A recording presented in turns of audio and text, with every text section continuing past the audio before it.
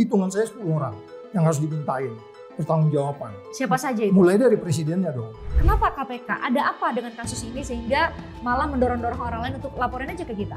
Rumusnya itu hanya 4 tadi itu. Ketika lu nggak transparan, kamu nggak akuntabel proses-prosesnya, terus kamu konflik of interest di situ. Udah itu pasti itu penyidik itu pengen udah berdiri. Wah ini udah. Makanya saya bilang kalau saat ini mereka bukan nggak mau kerja, cuman ngerem-ngerem dulu, ya kan? Ngerem-ngerem dulu karena? Anda boleh percaya sama saya, kalau ini tidak ditangani, jangan-jangan nanti Januari kita diumumkan indeks persepsi korupsi. Jangan-jangan kita satu kelas sama Nepal.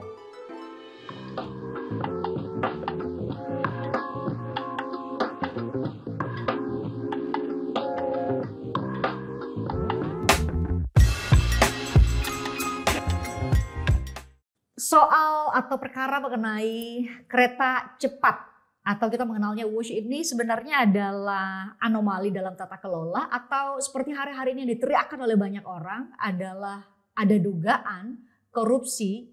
Kita masih cari itu bentuk markup atau jenis korupsi yang lain dalam proyek tersebut. Kenapa munculnya sekarang? Itu dua. Yang ketiga adalah kenapa KPK diam aja sampai sekarang? Saya sudah bersama dengan seseorang yang berteriak lantang. Katanya ini paling gampang sebenarnya untuk membuktikan bahwa ada tindak pidana korupsi. Bahkan untuk hanya sekadar menemukan mens rea atau niat jahat dalam kasus ini. Saya sudah bersama dengan Saud Sitomarang. Bang Saud, makasih sudah hadir di Apa kabar? Andorikat. Baik sekali. Terima kasih ya sudah berkenan untuk hadir. Saya ikuti terus semua media, Bang Saud bilang bahwa ini gampang banget sebenarnya membuktikan. Tapi saya mau mulai dengan satu hal. Kalau memang gampang, kenapa KPK diam saja sampai hari ini? Setidaknya juru bicara bilang, Pak Mahfud dong yang lapor ke kita. Ya, kenapa? Ya enggak, diminta nggak diminta itu mereka harus kerja. Ini kasusnya kan udah eye-catching banget. Multinational project, menyangkut eksistensi tidak hanya kaitan 2 bangsa. 3 bangsa makanya ini terlihat ya kan. Bangsa yang sama-sama di Asia dan seterusnya. Jadi kalau kemudian KPK-nya masih meminta orang lain menyerahkan barang bukti lagi, emang omongan orang di TV itu bukan barang bukti itu, ya kan? Kan di situ udah kelihatan di TV itu bagaimana sebenarnya kalau kita bicara peristiwa pidana, bagaimana itu bisa terjadi, di mana mens rea actus reusnya kita nggak ragu di situ. Saya selalu mengatakan perubahan dari 0,1 ke 2% aja. Bunga itu udah menjadi pertanyaan besar. Yang ada apa? Yang Bris bilang tadi anomali benar. Anomali dan menurut saya gini, nggak usahlah dulu sampai ke kita nanti bisa ngitung benar berapa yang diambil uang itu. Uang itu dari overseas masuk ke sini, terus kemudian mereka beli barang dan seterusnya. Dari awal saja, bayangkan Bris, itu yang namanya JIK itu meneliti 4 tahun lebih dia. Sejak pertama. Maksudnya ini pihak Jepang ya? Iya, dia udah sampai ngebor tanah. Kalau ini tanahnya begini, tiangnya begini dan seterusnya. Itu 4 tahun lebih. Udah uji kelayakan dong ya? Yes, udah, dan itu kurang lebih 5.000 halaman itu. Penelitian itu, laporan itu. Di tengah jalan? Ya, di tengah jalan nggak taunya berubah dalam pengertian. Karena kalau risetnya itu dari periode pertama dan seterusnya. Ketika ini jangan lupa riset itu dibiayai oleh Jepang sendiri. Ya itu aja udah nggak etis dong. Chris, teliti dong ini tiba-tiba gue pergi sama orang lain. Sudah keluar biaya. Lu timpukin gue kali ya, ya kan? Nah, jadi artinya itu yang disebut etik bisnis itu apa begitu gitu. Atau mungkin kita bilang salah sendiri, kenapa lu teliti sendiri? Memang ngebor-ngebor tuh pakai uang siapa? Itu timnya kan udah banyak. Jadi 4 tahun itu selesai dengan 4 bulan yang dilakukan oleh Tiongkok. Jadi itu nggak masuk di akal. Dan itu saja sudah menjadi pertanyaan besar bagi kita. Bahwa? Kalau kita masih ada keraguan bahwa ada sesuatu yang kaitan dengan conflict of interest, terkait dengan transparansi, terus kemudian kaitan juga dengan akuntabel, iya dong, akuntabel kayak begitu. Akuntabel itu kan international values, ada etik bisnis di situ. Jadi transparannya bermasalah, akuntabelnya bermasalah, conflict of interestnya terlihat di situ. Dan ini ciri khas korupsi. 3 hal ini, itu. Tapi Bang Saud tadi belum jawab pertanyaan saya. Kenapa KPK hingga saat ini tidak proaktif? Bahkan padahal kan sebenarnya ada proaktif investigation ya di KPK ya. Betul ya Bang Saud ya? Kenapa KPK? Ada apa dengan kasus ini sehingga malah mendorong-dorong orang lain untuk laporin aja ke kita? Nah itu makanya dia nggak paham teori gitu. Kan saya bilang tadi, korupsi itu Anda kalau nggak transparan, gue mesti curiga malu. lu nggak akuntabel, lu konflik of interest, itu di belakangnya pasti ada korupsi berikutnya gitu. Jadi kalau prosesnya sudah menarik mata dari 0,1 menuju 2%, terus kemudian ada research yang sudah hampir 5.000 halaman dilakukan 4 tahun, dikalahkan sama riset yang kurang 4 bulan. Kemudian ada rekomendasi dari BCG Amerika konsultan cuma 3 lembar. Ini anomali yang kamu bilang tadi, Pris. Praduga bersalah aja dulu. Oh iya dong, ini dugaan sampai kita bisa buktikan nanti kerugian negaranya kan. Karena orang bilang ini udah busuk. Siapa yang bikin busuk? Sejak kapan busuk? Itu kan kalau kita lihat dari hari pertama, katakan aja kita ambil dari Pak SBY ya. SBY punya ide itu 2011 something itu. Kemudian JICA bekerja sampai sekitar 2014, 2015 dia mereka mengeluarkan hasil penelitiannya. Kemudian di situ terjadi pembusukan yang dia bilang tahun 2000 berapa. Nah, ini maksud saya, ini kan potongan-potongan yang memungkinkan kita selalu bertanya, apa KPK ragu di situ? Mereka udah terbiasa yang gitu-gitu. Cuman saya bilang kayaknya mereka nggak punya satu laci kecurigaan bahwa ini adalah hal-hal yang benar-benar membuat kita menjadi tidak bahwa mereka benar-benar menjalankan sesuai dengan undang-undang yang kemudian ada sekarang. Katakanlah undang-undang yang sekarang. Karena saya bekerja dulu undang-undang sebelum undang-undang 2019, undang-undang 19. Itu kita jadi capable bekerja di situ, nggak ada yang bisa mempengaruhi kita karena kita bukan bagian dari pemerintah. Katakan mereka pakai undang-undang yang sekarang, mereka nggak ada alasan untuk kemudian tidak berani untuk memulai mengumpul informasi dan seterusnya, bentuk tim dan seterusnya. Karena itu yang paling penting. Pak Saud, sikap KPK sekarang itu karena tidak capable, tidak punya dasar hukum seperti waktu Anda masih jadi komisioner KPK, atau ada hal lain yang menurut Pak Saud bisa jadi menjadi alasan KPK kenapa tidak proaktif menginvestigasi ini? Enggak, kalau saya bilang sih memang ada value yang berbeda ya. Ada value yang berbeda ketika kemudian kita mengatakan bahwa korupsi itu adalah sesuatu yang kompleks. Korupsi itu tidak linear. Korupsi itu banyak teori-teori yang bisa ada di belakang itu, mulai political exposed person, kemudian politik itu selalu dikait-kaitkan. Kemudian indeks persepsi korupsi kita 34, yang sekarang ini 37 maksud saya, hanya beda sedikit dengan Nepal yang saya bilang begitu. Ini kan menunjukkan mereka tidak paham apa yang sebenarnya sudah diprioritaskan. Ini kan udah menarik mata, benar ini. Kasus ini udah menarik mata yang menurut saya mereka harus memberi keyakinan kepada publik. Oh oke, ini bisnis to bisnis, ini BUMN, bisnis itu adalah main course-nya KPK, ya Anda harus bekerja. Dan ada APBN di situ, nah itu sudah keuangan negara, itu pasal 2 gitu kan. Nah oke, kita tidak bisa mengatakan 10 orang itu siapa-siapa aja, tapi hitungan saya 10 orang yang harus dimintain pertanggungjawaban. Siapa saja itu? Mulai dari presidennya dong. Kan dia hari pertama dilantik 2014 Oktober, 3 atau 6 bulan kemudian ya Maret menyatakan mulai proyek itu. Kemudian ada banyak potongan-potongan informasi yang kita dengar dari banyak orang yang terkait langsung, yang dimintai pendapat, yang sudah memberikan pendapat bahwa ini hati-hati. Ya kan? Pak Agus Pambagio misalnya sudah bicara langsung ke Pak Jokowi waktu itu ya. Ya, walaupun sebenarnya ini high cost sekali Pak gitu ya. Betul, walaupun sebenarnya waktu itu kita juga belum baca sebenarnya laporan Jepang itu. Karena di laporan Jepang itu mereka banyak kajiannya dari ekonomi, kemungkinan berapa penumpang yang akan dinaikkan, dan mereka juga kajiannya memang sampai Surabaya kajiannya. Jadi itu semua kan sebenarnya lebih komprehensif dibandingkan itu diberikan kepada Tiongkok ya. Yes, gitu. Tadi baru nomor 1, Presiden ketika itu Pak Jokowi. Yang kedua? Yang kedua ya semua para menterinya dong yang dimintain. Saya katakan, Jonan dia bilang katanya nolak. Enggak bisa nolak begitu aja, kamu harus ngomong pendapat. Ya kan, walaupun kita tahu bahwa yang namanya kabinet itu selalu ngikut kepada pattern kliennya kayak begitu, tapi nggak bisa. Baru kemudian BUMN-nya kan banyak tuh. Kan uang itu masuk, beli barang, beli paku dan seterusnya untuk kemudian itu digunakan kemana aja uang sejumlah itu gitu. Ya. Pak Saud kan dari banyak kasus korupsi yang terjadi, tampaknya berat sekali atau terlalu jauhkah untuk menarik dugaan keterlibatan RI 1 ketika itu? Kalau dalam kasus ini? Oh enggak, ide ini kan proyek strategis nasional. Proyek strategis nasional itu kan selalu pastilah itu dikaitkan dengan apa namanya mimpi-mimpi besar kepala negaranya di situ. Makanya dari awal juga kan SBY kan. Kita juga nggak tahu SBY bilang apa sama Pak Jokowi waktu itu. Jok, lanjutin Jok proyek gua. Ini kajiannya udah matang nih, tinggal lu jalanin. Kita nggak tahu apakah Pak SBY ngomong kayak gitu kan. Atau memang tidak seperti itu. Kalau dia tinggal melanjutkan, ya melanjutkan dengan yang baik dong. Iya kan? Lu bayangin aja, kita dengan Jepang udah ngeluarin uang seperti itu. Gua nggak ada urusan sama Jepang loh.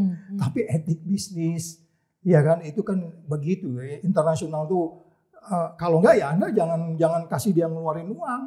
Iya kan? Atau ya lu gantilah itu gitu. Tapi bukan di situ persoalannya. Persoalannya adalah ada sebuah pekerjaan besar yang harus kita jalankan dengan perilaku yang bebas dari korupsi, yang itu tidak kita bisa buktikan di sini gitu. Bahkan orang-orang yang dari awal sudah ikut di sini, di tengah jalan dia bisa bilang itu barang busuk gitu loh. Termasuk Pak Jonan misalnya bilang ya. Ya, karena dari awal kan memang timnya itu ada di situ. Mulai dari hari pertama Pak Jokowi melantik menteri, itu timnya itu aja kok. Iya kan? Sampai hari ini bahkan masih di situ orang-orangnya gitu. Jadi maksud saya nggak ada alasan sebenarnya kalau mereka tidak tahu sequence itu. Sequence mulai dari hari pertama riset Jepang itu, penelitian Jepang itu, sampai kemudian tuh berubah justru ke Tiongkok. Groundbreaking seremoninya, nggak ada alasan dia nggak tahu bahwa ini barang berpotensi sebenarnya memang berpotensi busuk. Dan buktinya memang busuk beneran. Cuman dijelaskan busuknya seolah-olah orang lain yang bikin busuk gitu. Padahal saya pribadi bagian dari tim itu kan gitu.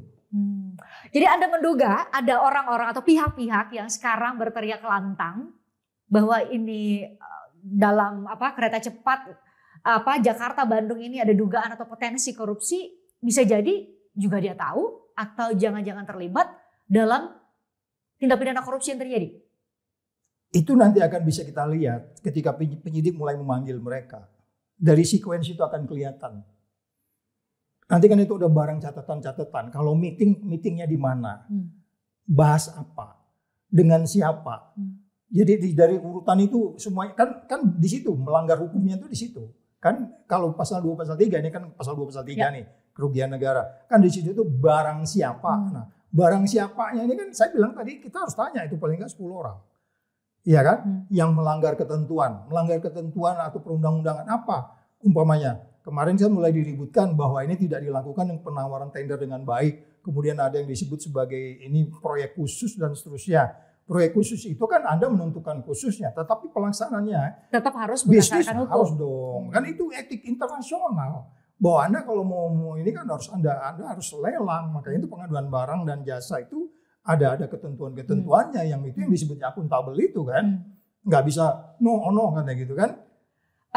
Pak Saud, kalau misalnya mengenai soal kerugian keuangan negara, ini kan baru berdasarkan peraturan Menteri Keuangan ya, nomor berapa tuh? Sementara saya cek, peraturan Menteri Keuangan nomor 29 yang kemudian menyatakan bahwa peraturan Menteri Keuangan nomor pemindahan kontrak ini harus presisi. Nah, nih munculkan peraturan Menteri Keuangan nomor 89 tahun 2023. Itu dikeluarkan atau diterbitkan di Agustus 2023 yang memberi jaminan pemerintah atas proyek KCJB. Ini kan jadi penanda bahwa ada perubahan fundamental dari skema keuangan proyek yang tadinya B2B menjadi government to government dong. Sekarang nanti penyidik akan tanya, kenapa itu berubah? Nanti penyidik bisa tanya, kenapa itu berubah? Dicek sama si sononya tuh, overseasnya itu ditanya, kenapa itu berubah? Kalau menurut saya, kenapa itu berubahnya? Karena memang ada beberapa yang mereka nggak bisa perkirakan keadaan di lapangan. Lu bayangin 4 bulan lu meneliti, si Jepang 5 tahun, itu detail. Mulai dari Jakarta itu masuk ke dia kan perkiraan mereka bukan dari Halim kan, ya diperkirakan dari Slipi situ malah. Ya kan, itu yang keren benar-benar. Itu baru bisa interchange langsung ke Bandung kan, yang interkoneksinya juga ngaco ini yang sekarang ini kan. Nah, jadi dari situ aja itu udah terlihat bahwa mereka tidak melakukan riset itu dengan baik. Kalau kita katakan kemudian adanya perubahan anggaran itu karena memang dulu kan ada tiang yang miring, terus kemudian keretanya akan bisa terlempar segala macam. Si Jepang tuh udah 4 tahun meneliti loh. 4 tahun di versus sekian bulan. Itu termasuknya di situ. Makanya ada perubahan-perubahan. Dia bahkan nggak ngitung bahwa tanah ini nanti pembebasannya akan sulit. Nah, jadi itu yang kalau perencanaan tidak baik itu di situ. Makanya di situ saya bilang tidak akuntabel. Dan itu ciri khas dari korupsi. Tidak akuntabel itu. Coba bagaimana itu bisa berubah? Siapa yang mengubah? Dan kenapa bisa kita terima begitu aja? Ya kan? Apa mereka nggak detail? Waktu itu bahwa proyek ini sampai selesai sampai Bandung itu sekian. Karena memang dari awal dia nggak menggambarkan titik-titik itu. Bahasa sederhananya adalah bisa jadi kenapa Peraturan Menteri Keuangan nomor 89 tahun 2023 ini keluar di Agustus 2023 adalah bisa jadi atau kemungkinan ada banyak hal yang tidak diantisipasi atau tidak terpikirkan karena dengan sempitnya waktu melakukan penggajian atau yang disebut cost of run itu kan, iya kan? Jadi melebihi gitu. Jadi mereka nggak perhitungkan bahwa ada di daerah tertentu, wah gila ini batunya keras banget nih, bisa ngebornya lebih lama lagi nih segala macam. Nah si Jepang itu udah jelas dia gambar semuanya. Dan itu sebenarnya juga nggak jauh ya kalau dari gambar yang saya baca dari JICA itu, cuman beda sedikit aja tuh arahnya sebenarnya.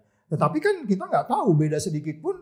Itu berapa kos yang? Iya, ya itu artinya apakah penelitian Jepang itu diserahkan utuh begitu aja kepada mereka, kemudian mereka mengerjakan, wah itu keren, tapi kok ngaco juga gitu, ya nggak? Penelitian gua kasih sama Pris, ini penelitian gua, lo kerjain pakai gini, garamnya sekian kilo, ini sekian kilo, kamu jalanin gampang gitu. Tapi kenapa juga bisa terjadi anggaran yang berbeda? Ini pertanyaan lagi. Nanti itu penyidik akan melihat. Ada lagi ini ternyata yang dikasih kok yang 5.000 lembar itu. Nih penelitian gua nih, lu ambil aja. Katanya gitu. Kenapa dia nggak bisa melaksanakan sesuai dengan itu? Kalau itu dilakukan oleh Jepang, mereka akan jamin akan baik itu skema anggaran dan seterusnya bisa lancar gitu.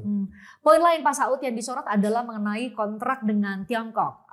Disebut-sebut kontraknya tertutup. Belum ada, bahkan DPR pun belum bisa membuka apa sebenarnya isi kontrak kerja. Dan Anda menyoroti itu sebenarnya di banyak kesempatan wawancara mengenai kontrak yang tertutup dengan Tiongkok. Itu mungkin nggak dilakukan atau sesuai dengan hukum nggak dilakukan oleh waktu itu adalah business to business, kontraknya tertutup, atau saat ini kemudian beralih dari government to government, kontrak tertutup seperti itu? Ya itu makanya kalau kita mulai mengatakan bahwa Anda tidak transparan ya dari awal, itu kita sudah mulai curiga ada sesuatu yang patut diduga. Iya dong, itu udah pasti. Itu di kemana aja kamu pergi, rumusnya itu hanya 4 tadi itu. Ketika lu nggak transparan, kamu nggak akuntabel proses-prosesnya, terus kamu konflik of interest di situ, udah itu pasti itu penyidik tuh kupingnya udah berdiri, wah ini udah.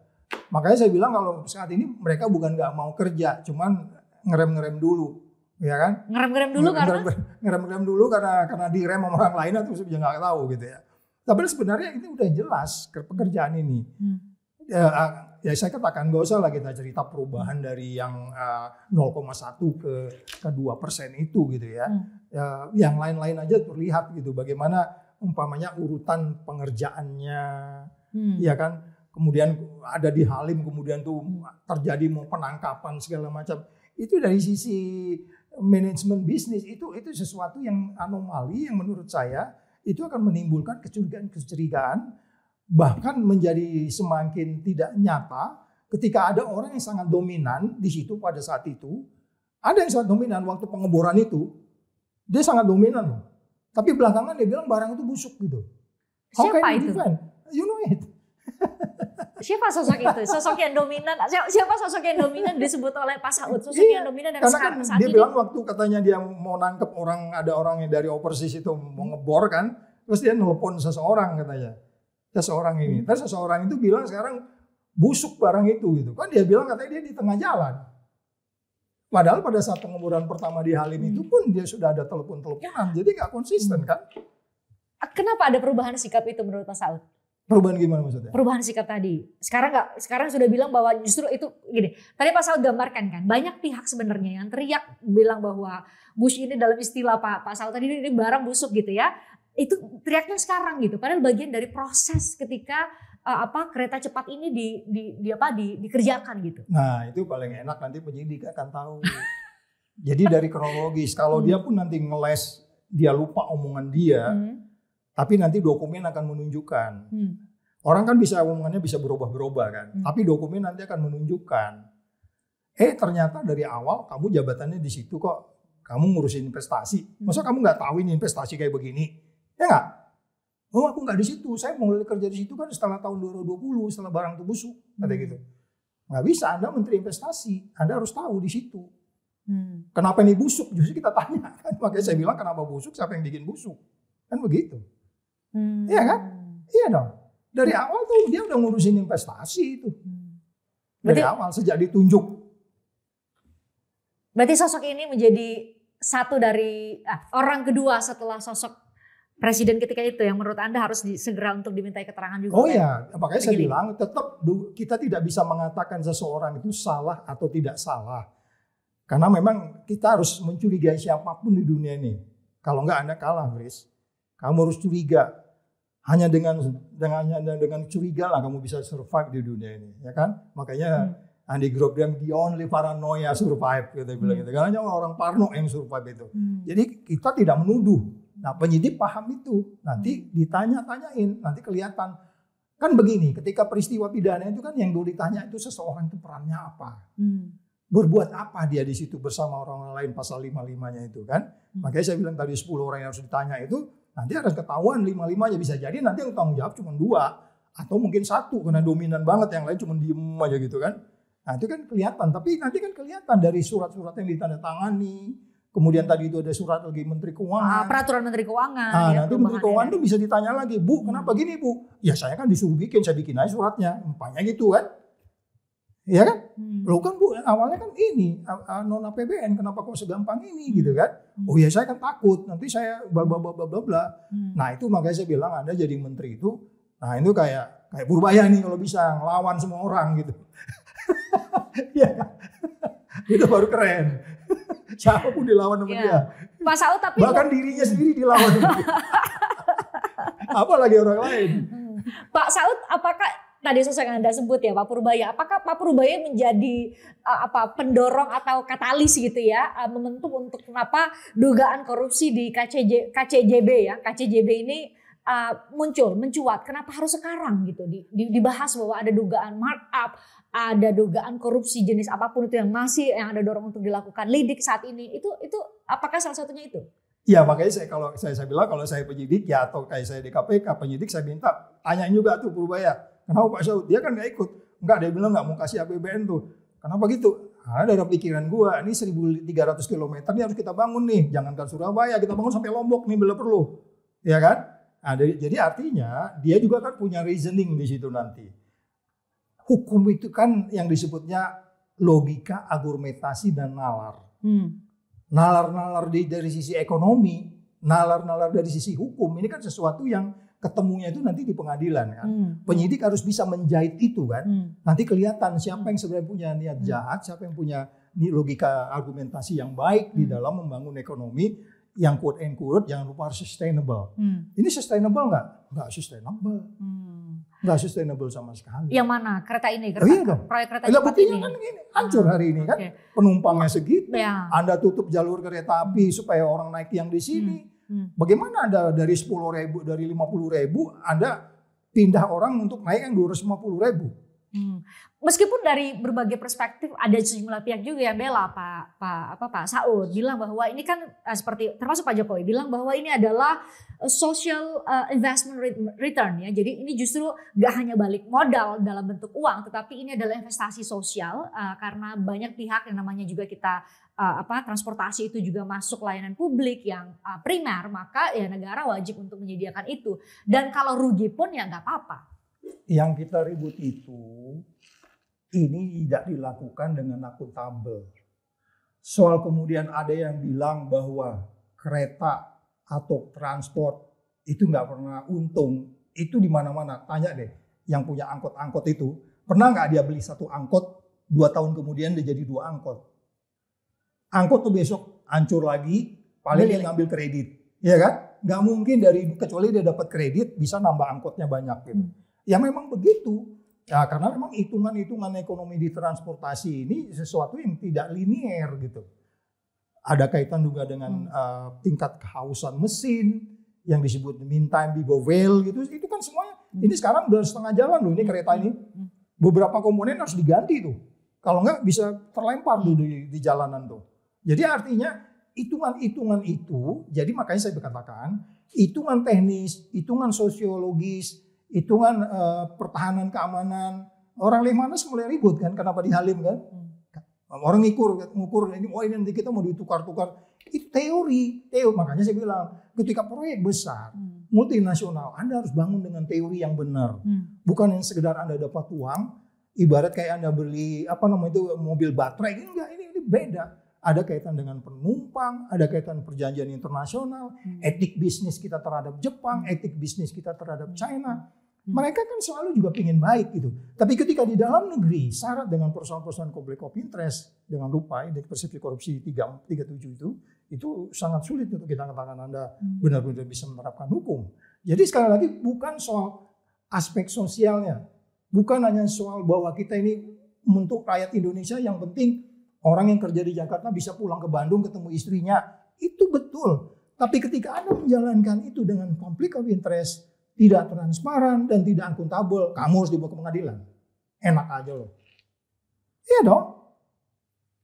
Kalau lebih benar ini nggak kejadian. Atau dia tutup mata, Pang jalanin Pang. Cin kamu pinggir dulu Cin. Wah sama Jepang aja katanya. Selesai ini kayaknya. Coba kita bandingin, kita berdebat ini. Cin kamu pinggir dulu ya, gua sama si Pang ini Jepang ini. Yang sudah bertahun-tahun melakukan uji kelayakan gitu ya. 4 tahun lebih. Mungkin more than 4 tahun. Itu udah detail itu hitungan-hitungan mereka. Selesai hanya kemudian di penelitian 4 bulan. Yang menurut saya dari situ aja udah menjadi pertanyaan. Konsultan BCG katanya yang bikin 3 lembar. Chris, 3 lembar. Apa dasarnya ya berubah dari Jepang ke itu semua mensrea. Terus mau bilang KPK ragu lagi. Ya makanya saya bilang mereka harus belajar lagi, sekolah lagi. Kalau saya bilang sih mereka nggak ragu. Cuman mungkin supaya nggak ikut rame gitu ya. Karena bagaimanapun begitu nanti pimpinan yang ngomong pasti headline semua kan. Jadi mungkin mereka diam-diam bisa jadi udah kerja juga menurut saya. Kalau nggak kerja salah. Salah berarti. Karena dia harus kerja.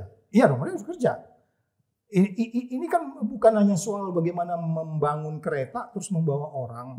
Ini menyangkut hubungan kita dengan Jepang, menyangkut hubungan kita dengan China, hubungan kita dengan masyarakat, terus kemudian hubungan kita dengan indeks persepsi korupsi, ya kan? Orang akan lihat, iya ya, multinasional aja digituin, apalagi lokal-lokalnya ketakutan kali, nggak pernah tender kali itu. Orang kan lihatnya begitu. Jadi menduga-duga demikian. Oh iya. Jadi menduga-duga demikian. Iya, itu orang kan berpikir linear begitu. Pak Saud, Anda tadi nyebut bahwa ini kita lihat lagi, ini nanti penyelidik yang bisa buka ini, nanti penyelidik yang bisa buka ini, nanti penyelidik yang bisa ini. Nah, penyelidik dari tadi kita merujuk pada KPK.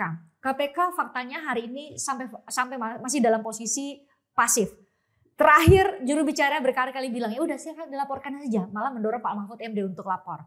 Menurut Anda, apakah lembaga penegak hukum lain bisa secara proaktif, katakanlah misalnya karena nggak hanya KPK yang punya kewenangan untuk menyelidik dan menyidik tindak pidana korupsi, ada Kejaksaan Agung, ada juga polisi. Mereka juga bisa proaktif? Ya kalau saya bilang sih tiga-tiganya saling koreksi satu sama lain aja. Siapa yang duluan mau bekerja gitu. Tetapi kalau kita bicara itu BUMN, artinya business to business, bisnisnya BUMN, BUMN itu kan penyelenggara negara.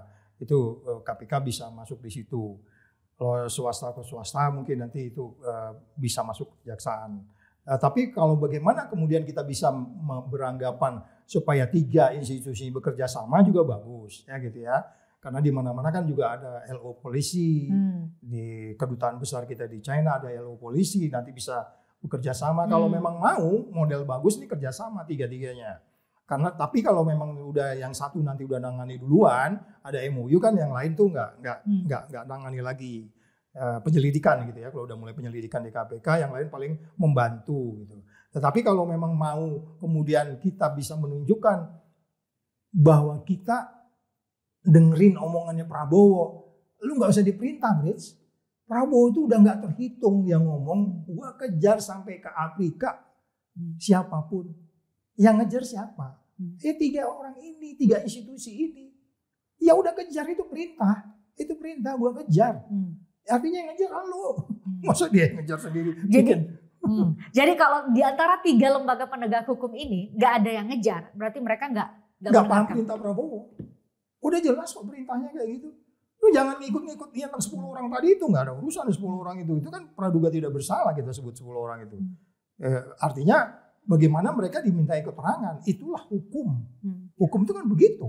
Pak Saud termasuk ketika mereka menjalankan perintah Pak Presiden atau sesuai dengan arahan Presiden yang memang sangat gencar untuk mengejar sampai kemanapun. Ya kalau ada dugaan tindak pidana korupsi sampai menyentuh pada sosok yang sangat penting. Mantan RI 1 itu kan bukan orang yang nggak penting Pak Saud.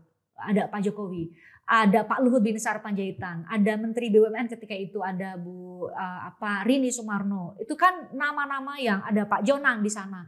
Itu kan nama-nama besar yang mungkin nggak mereka kita pakai paradigma yang Anda sebut tadi bahwa patut diduga bersalah dulu dari kacamata ini. Anda boleh percaya sama saya, kalau ini tidak ditangani, jangan-jangan nanti Januari kita akan diumumkan indeks persepsi korupsi. Jangan-jangan kita satu kelas sama Nepal, 34. Sekarang kan 37. Ini kita ngirim strong signal ke pasar, ke dunia internasional, kepada komunitas internasional, kepada siapapun dunia ini yang mau datanglah ke Indonesia berinvestasi. Kami lakukan dengan fair. Yang nggak fair nih presidennya udah adilin nih. Please welcome to Indonesia. Jadi hati-hati nih, jangan sampai gak ditangani. Nothing to do with siapa di situ. Bisa jadi kamu kalau jadi menteri kena juga, Fris. Termasuk saya juga. Karena kita waktu itu ketakutan diem-diem aja gitu. Cuman ngomel-ngomel di belakang gitu. Berani gak berdebat? Pak, hitung-hitungannya begini. Pak, oke Pak, kalau mau jalan jangan ke sono dong. Ini mereka udah meneliti 4 tahun Pak. Ini kan ada yang namanya value ya di dalam bisnis internasional itu. Ada ethics gitu. Ada hubungan bilateral, ada hubungan multilateral. Ngerti nggak kaitan-kaitan kayak begitu itu? Jadi jangan dilihat siapapun di situ itu bisa siapa aja. Bisa siapa aja. Karena di dalam undang-undangnya juga disebutnya barang siapa. Tapi apa yang dia lakukan? Apakah memenuhi unsur tindak pidana korupsi yang disangkakan itu yang paling penting. Ya, makanya disebutnya barang siapa, bukan dia bilang barang siapa dalam kurung kecuali presiden gitu, enggak. Itu disebutnya barang siapa melakukan bla bla bla bla bla dan seterusnya. Negara menjadi rugi karena perbuatan melawan hukum. Melawan hukum itu apa? Nanti termasuk umpamanya apakah dia sesuai dengan peraturan APBN, itu kan peraturan ada undang-undangnya dan seterusnya. Nanti penyidik akan lebih tahu itu. Menjadi lebih noisy, berisik, kalau sampai hari ini kita belum melihat ada sinyal bahwa pemerintah menangani ini. Ini dibiarin ini. Kayak Rismond dibiarin sendirian, kemana-mana itu ngomel, kemana nggak ada yang ngebantuin gitu. Sementara kita tahu bahwa ada perbuatan yang berpotensi pidana gitu. Itu nggak mendidik dari sisi pembangunan integritas. Dan itu berbahaya dalam pemberantasan korupsi. Itu jauh lebih berbahaya ya ketimbang hal apapun yang diributkan di luar dari. Uang ini bisa kita balikin. Kita kirim aja kelapa sawit ke Cina berapa ton segala macam, selesai ini utang. Tapi bukan begitu caranya ketika Anda tidak akuntabel, ketika Anda tidak transparan. Mereka masih butuh minyak kita. Bisa kedinginan dia kalau nggak kita kirim minyak sawit ke China. Tukar minyak aja tuh bisa tuh sekarang itu. Gue tukar minyak ya gue kirim sampai tahun 2.500. Ini kalau hanya buat urusan melunasi hutang. Iya kan kita udah pernah cerita katanya ketan kita mau ditukar sama pesawat kan. Ketan hitam ditukar. Itu udah biasa dalam trade. Cuman ketika Anda tidak transparan. Jadi bukan soal ini tidak ada uang. How the way you manage the money. Bukan kita nggak punya uang.